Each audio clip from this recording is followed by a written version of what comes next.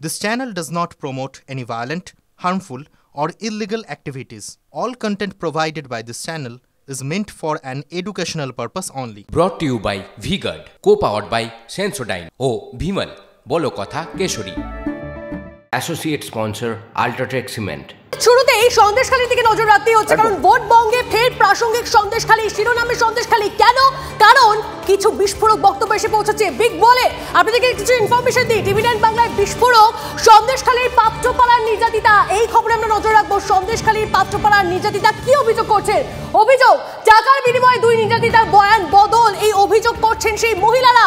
এই খবরের details update আপনাদেরকে দেব। মহিলার দাবি তাকেও 10 লক্ষ টাকা দেওয়ার প্রস্তাব দেওয়া হয়। বিস্ফোরক অভিযোগ শুধুমাত্র টিভি9 বাংলায়। একেবারে এই বিষয়ে বিস্তারিতভাবে জানবো আমার সহকর্মী সৌরভ রয়েছে। তবে তার আগে সেখানকার কিছু মানুষজনের বক্তব্য আপনাদের আগে শোনাই।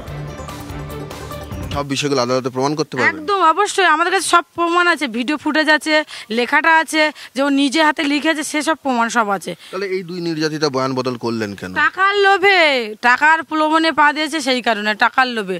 টাকা 10-20 হাজার টাকা দেবে বলেছে, সেই লোভে ওরা এইসব করছে। ও আমাদের কাছে ফোন করে বলেছে যে ওরা টাকা দেবে বলছে, সে রেকর্ডটাও আছে। সে রেকর্ডটা আমাদের কাছে আছে যে ওরা ওই টিএমসি পার্টির লোক আমাকে টাকা দেবে বলছে, তাহলে আমি কেস তুলে নেবো। এই দুজনের কাছে গেল টিএমসির লোকেরা, আপনার কাছে যায়নি? ওরা আমার সঙ্গে কথা বলতে এসেছিল, আমি সেভাবে পাত্তা দেয়নি বলে আমার নামে প্রচুর কেস দিয়েছে। আজকে আমি ঘর ছাড়া ওদের কারণেই। ওদেরকে আমি কত টাকার প্রলোভন দেখানো ছিল? 10 লক্ষ টাকা। 10 লক্ষ টাকা সারা জীবন চলে যায়। টাকা হচ্ছে হাতের ময়লা, এক্ষুনি মনে করলে 10 লক্ষ টাকা শেষ হয়ে যাবে, কিন্তু অন্যায়ের পথে নেবো কেন? আমি সৎ পথে দাঁড়িয়ে নিজে রোজগার করে নেব। আপনি এখন আত্মগোপন করে আছেন, কেন আছেন? আজকের ওরা যে কেস দিয়েছে, পুলিশ অ্যারেস্ট করার জন্য প্রচুর পরিমাণে আমাকে খুঁজছে, যার কারণে আমি আত্মগোপন করেছি। আমাকে পেলে হয়তো মেরেও দিতে পারি। আজকের যে বাইটটা দিচ্ছি, কালকে হয়তো দেখা হলো আমি মারাও যেতে পারি। তারা আপনাদের উপর চাপ দিচ্ছে, অভিযোগ টিএমসি পার্টির লোক। টিএমসি পার্টির তারা দিলীপ মল্লিক থেকে, পিকাই থেকে, সৈকত থেকে শুরু করে এরা সবাই। পিকাই দাস তো আপনাদের সঙ্গেই ছিলেন আন্দোলনে? সঙ্গে ছিল, টাকার লোভে ও ঘুরে গেছে। ও ভাবছিল ওর বউ হয়তো এমপি হবে, সেই কারণে রেখাপাত্র হয়েছে বলে ও ভুলভাল বুঝিয়ে ভুলভাল কাজকর্ম করে ও ওদের দিকে চলে গেছে। পাত্র প্রার্থী না হলে এত কিছু হতো না।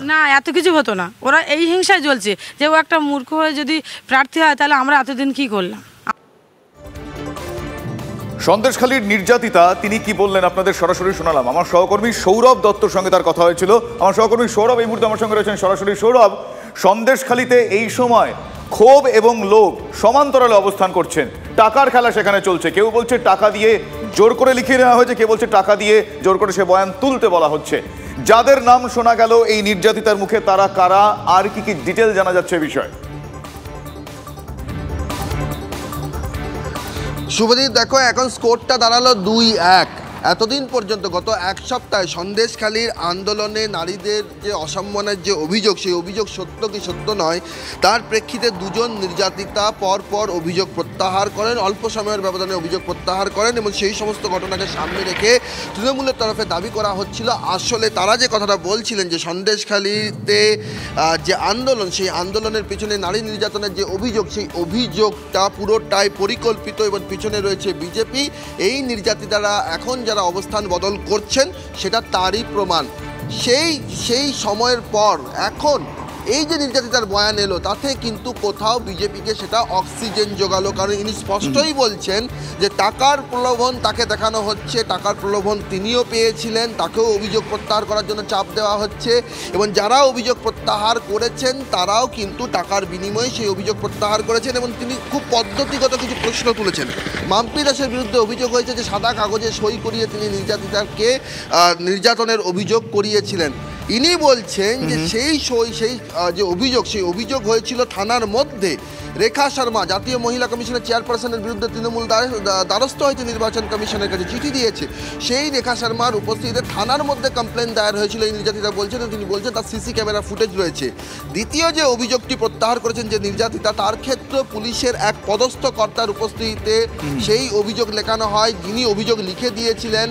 তার নামে সই আছে, যিনি অভিযোগ করছেন তার সই আছে, কথা এই নির্যাতিতা দাবি করছেন এবং তার ভিডিও প্রমাণ রয়েছে এবং সেটা আদালতে পেশ করা হবে সে কথাও তিনি বলছেন। তাহলে এসব ঘটলো কেন?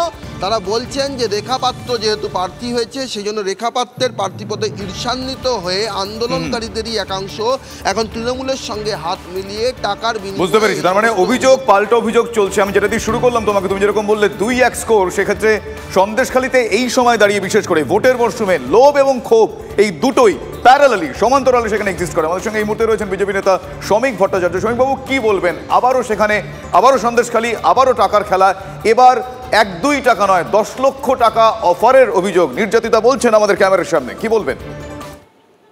দেখুন, তৃণমূল কংগ্রেস মরিয়া হয়ে উঠেছে যে কোনো মূল্যে সন্দেশখালীর এই ঘটনা থেকে মানুষের মনকে দূরে সরানোর জন্য। কিন্তু হাজার কয়লা দিয়ে ধুলেও যেরকম কয়লার কালিটাকে মুছে ফেলা যায় না, ঠিক একইভাবে তৃণমূল কংগ্রেসের স্থানীয় নেতৃবৃন্দের পাপকে তারা ঢাকা দিতে পারবে না। এই সৈকত দাস এর আগেও একজন মহিলার বাড়ি গিয়ে সাদা স্করপিও গাড়িতে তাকে নিয়ে গিয়েছিলেন এবং সেখানে সৈকত দাসের সঙ্গে আরো 2 জন উপস্থিত ছিল। আমরা গতকালও সাংবাদিক সম্মেলন করে ঘটনা বলেছি। আগে মহিলাদের অভিযোগ ছিল ধর্ষণের, বলাৎকারের, শ্লীলতাহানির, জমি দখলের, জীবন জীবিকাকে বাজেয়াপ্ত করার। কিন্তু এখন সরকার যদি সরাসরি এই বলাৎকারের পথে নেমে যায় তাহলে এর থেকে দুর্ভাগ্যজনক পরিস্থিতি আর কি হতে পারে। পুলিশকে সঙ্গে নিয়ে, প্রশাসনকে কাজে লাগিয়ে সর্বস্তরে সন্দেশখালীর ওপরে দখলদারির রাজনীতি চলেছে।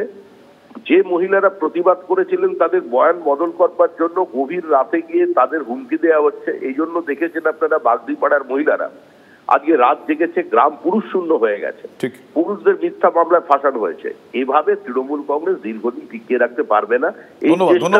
ধন্যবাদ। কথা বলছিলাম বিজেপি নেতা শ্রমিক ভট্টাচার্যের সঙ্গে, আপনারা শুনলেন, এবং এক্ষেত্রে সরাসরি তৃণমূল কংগ্রেসের দিকে তারা অভিযোগের আঙুল তুলছেন। কিন্তু যেই অভিযোগের কথা বলছে আমাদের ক্যামেরার সামনে, আমার সহকর্মী সৌরভ দত্তর সামনে, আমাদের ক্যামেরার সামনে নির্যাতিতা কি বললেন, কি তার অভিযোগ, আরো একবার শোনা দরকার।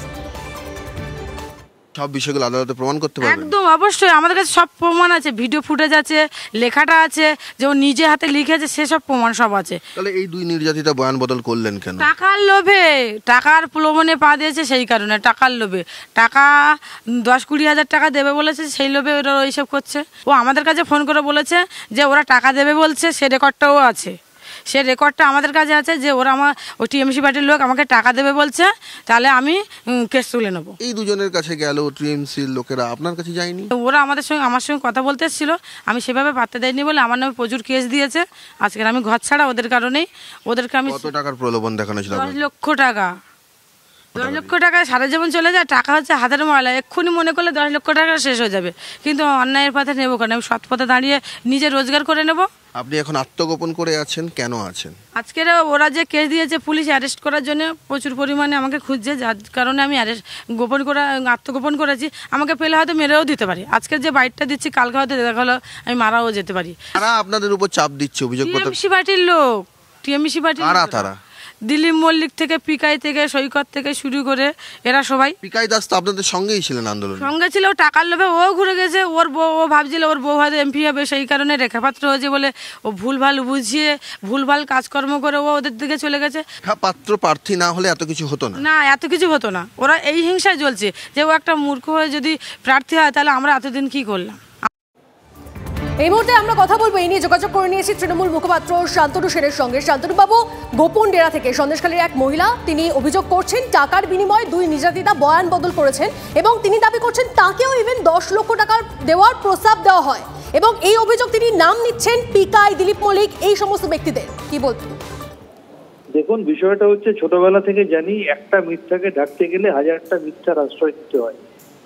যখন মুখোশ খুলে গেছে, যখন ধর্মের কল বাতাসে নড়ে সত্য সামনে এসে গেছে, যখন গঙ্গাধর কয়ালের 2 ভিডিও ফুটেজ থেকে, রেখাপাত্রর কথা থেকে যখন সারা দেশের মানুষ জেনে গেছে যে 72 জন মহিলাকে 2000 করে টাকা দিয়ে ধর্ষণ না হওয়া সত্ত্বেও মিথ্যা ধর্ষণের অভিযোগ করানো হয়েছে, বা সাদা কাগজে সই করিয়ে মিথ্যা বয়ান লিখে জমা করা হয়েছে, বা ইংরেজিতে চিঠি লিখে ইংরেজি পড়তে না জানা মা বোনেদের দিয়ে জোর করে সই করানো হয়েছে, যখন বলা হয়েছে যে আমাদের 50টা পিস্তল লাগবে, 360 রাউন্ড গুলি লাগবে, মদের খরচ লাগবে, পারে 5000 টাকা করে লাগবে, এইসব, এবং যখন রেখাপাত্রকে নিজে বলতে শোনা যাচ্ছে যে আমরা আন্দোলন করলাম, বিজেপি কাদেরকে সাজিয়ে নিয়ে গিয়ে রাষ্ট্রপতির কাছে চলে গেল, এই সমস্ত জিনিসটা যখন সামনে চলে এসছে, যখন এটা পরিষ্কার হয়ে গেছে যে এটা বিজেপির একটা পরিকল্পিত চিত্রনাট্য বাংলার মা বোনেদের বদনাম করার জন্য, তখন বিজেপির পায়ের তলার মাটি সরে গেছে এবং তারা ওই মিথ্যাকে ঢাকার জন্য আবার একটা মিথ্যার আশ্রয় নেওয়ার চেষ্টা করছে। আগামী দিনে দেখবেন এর মুখোশটাও খুলে যাবে। বেশ, ধন্যবাদ। অনেক কথা বলছিলাম শান্তনু সেনের সঙ্গে এবং সৌরভ দত্ত আমাদের প্রতিনিধি আমাদের সঙ্গে রয়েছে। সৌরভ, গোটা বিষয়টাই তুমি শুনলে এবং শান্তনু সেন তার রিয়াকশনটাও তুমি শুনলে। গোটা বিষয়টাই তিনি বলছেন যে সাজানো, মানে একটা মিথ্যে ঢাকার জন্য আর একটা মিথ্যের আশ্রয় নেওয়া হচ্ছে, এমনটা তিনি বললেন। মানে পুরোটাই কি গা বাঁচানোর চেষ্টা করছে এখন তৃণমূল? দেখো, যুক্তি পাল্টা যুক্তি বা তরজা সে অব্যাহত থাকবে, কিন্তু কতগুলো তো প্রশ্ন ওঠে, যে প্রশ্নগুলো পদ্ধতিগত যে প্রশ্ন এই নির্যাতিতা তুলছেন।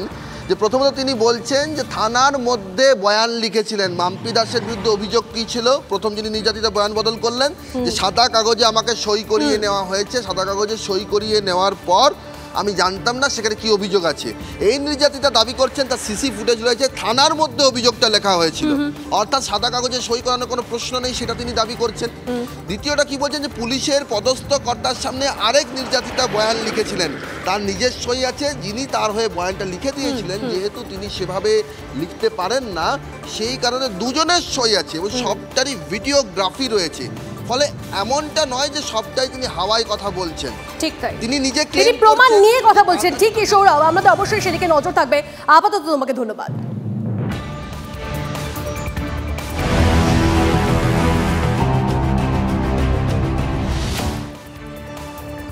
অন্যদিকে বেরমজুর থেকে আরো একটা খবর আমাদের কাছে এসে পৌঁছেছে। বেরমজুরের বটতলায় লাঠি ঝাঁটা হাতে রাত পাহারা কর্মসূচি চলছেই।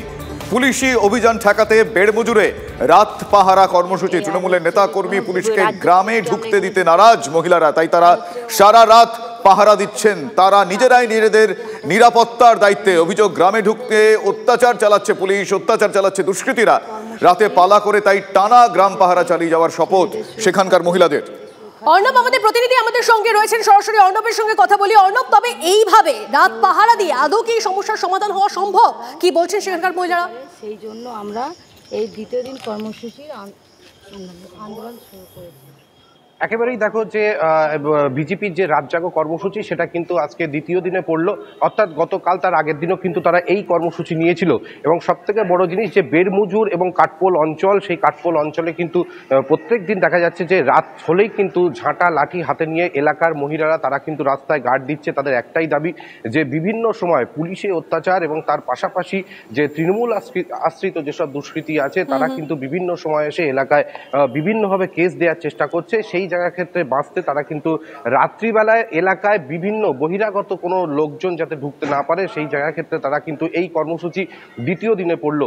এবং তার পরবর্তীতে কিন্তু তারা নিজেদের মতো করে ব্যবস্থা নেওয়ার চেষ্টা করছে। কিন্তু কি অদ্ভুত, যাদের বিরুদ্ধে অভিযোগ তারা তো পুলিশ, তাদেরই তো দায়িত্ব এই সমস্যা থেকে তাদের এই সমস্যার সমাধান করা।